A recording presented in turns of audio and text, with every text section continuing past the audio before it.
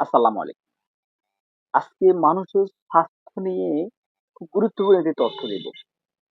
প্রিয় বন্ধুরা, আমরা তো সচরাচর সবাই টুথপেস্ট ব্যবহার করে থাকি। সকালবেলা যখন ঘুম থেকে উঠি, সর্বপ্রথম আমরা টুথপেস্ট ব্যবহার করে আমরা দাঁত মাজন করি। বিশেষ করে দাঁত পরিষ্কার করার চেষ্টা করি। কিন্তু দুঃখের বিষয় হচ্ছে সকালে সর্বপ্রথম ঘুম থেকে উঠেই যদি আমাদের শরীরের ক্ষতিকারক এবং সবচেয়ে ক্ষতিকারক একটি নিয়ে যদি আমরা আমাদের শুরু করি, তাহলে আমাদের সারাটা দিন কেমন যায়। আজকে দুঃখের বিষয় হচ্ছে আমাদের বাংলাদেশেই এই যে আমাদের বাংলাদেশে ফেস্ট নামে প্রায় ৩৪টি ব্র্যান্ড পাওয়া যায়। ৩৪টির মধ্যে গবেষণা করে প্রায় ২৬টিতে আমাদের মানুষের শরীরে অত্যন্ত ক্ষতিকারক একটি উপাদান পাওয়া গেছে। মাইক্রোপ্লাস্টিক নামে একটা উপাদান আছে।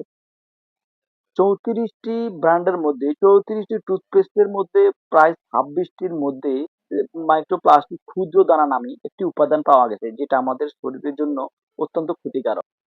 মাইক্রোপ্লাস্টিক মানুষের শরীরে কি কি ক্ষতি করে? প্রিয় বন্ধুরা, দক্ষিণ কোরিয়ার এক গবেষণায় জানা যায় মাইক্রোপ্লাস্টিক মানুষের পরিপাকতন্ত্র, শ্বাসতন্ত্র, হরমোনজনিত প্রজননতন্ত্র এবং শরীরের রোগ প্রতিরোধ ক্ষমতা কমিয়ে ফেলে। প্রিয় বন্ধুরা, আরো পাশাপাশি পরিপাকতন্ত্রে ক্ষতির পাশাপাশি অন্ত্রের উপকারী কিছু ব্যাকটেরিয়া ভারসাম্য নষ্ট করে দেয়।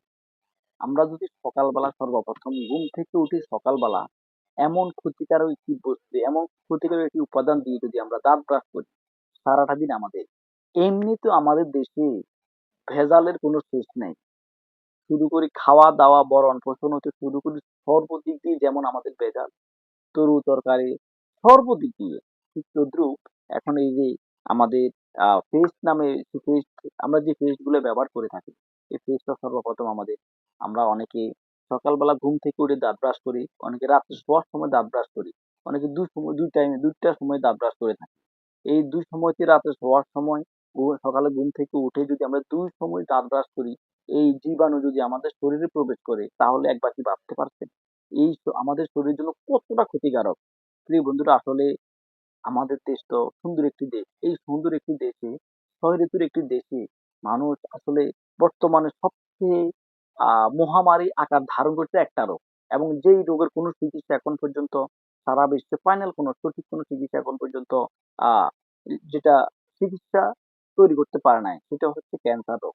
ক্যান্সার রোগে সারা বাংলাদেশে প্রতিদিন অন্তত কয়েকশো মানুষ মারা যাচ্ছে।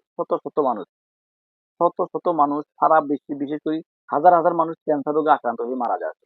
ক্যান্সার রোগের অন্যতম ক্যান্সার রোগের এখন পর্যন্ত অন্যতম কোনো চিকিৎসা বের হয় নাই।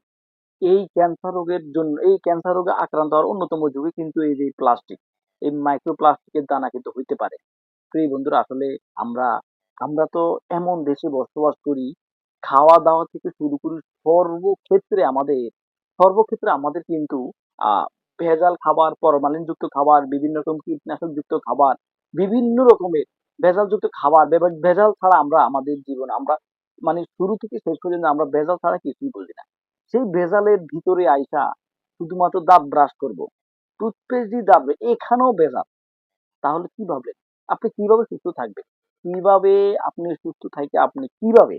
কি বন্ধুরা, আসলে দিনের শুরুতে, দিনের শেষে যেটা দিয়ে আপনি আহ আপনার দাঁতের সুরক্ষার জন্য, আপনার দাঁতকে ভালো রাখার জন্য যেটা দিয়ে দাঁত ব্রাশ করেন, ওটা আপনার প্রাণনাশের সম্ভাবনা হইতে পারে। আমি আমি আমার জায়গা থেকে আসলে আমার যত অডিয়েন্স, যত শুভাকাঙ্ক্ষী ভালোবাসার মানুষ আছে, সবার একটু দৃষ্টি আকর্ষণ করছি, আপনারা যেই পেস্ট গুলো ব্যবহার করবেন অন্তত পক্ষে যাচাই বাছাই করে, যে আসলে বর্তমান এখন কিন্তু সোশ্যাল মিডিয়ার যুগ। আপনারা যাচাই বাছাই করে পর্যবেক্ষণ করে যে পেস্ট গুলোতে আসলে এই মাইক্রো প্লাস্টিক নামে যে সমস্ত উপাদানগুলো নেই, ওই ওই সমস্ত কোম্পানির, ওই সমস্ত ব্র্যান্ডের পেস্ট গুলো আপনারা ব্যবহার করবেন। সবচেয়ে ডাক্তারি এবং বিজ্ঞানের গবেষণা অনুযায়ী আমাদের এবং সুন্নত মুসলমানদের একটা মেসওয়াক, একটা ব্রাশ, যেটাকে সুন্নত হিসাবে ধরা যায়, সেটা হচ্ছে নিম গাছের ঢাল। আপনারা চাইলে ওটাতে ট্রাই করতে পারেন। খুব গুরুত্বপূর্ণ, স্বাস্থ্যের জন্য অনেক উপকার।